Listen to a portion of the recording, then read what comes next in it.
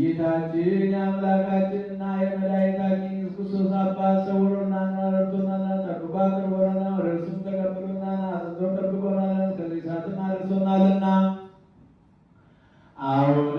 ክብርት በምትሆን በዚህች ዕለት በሕይወታችን ዘመን ሁሉ በፍጹም ሰላም ሁሉን የሚይዝ አምላካችን እግዚአብሔር ይጠብቀን ዘንድ እንለምነው።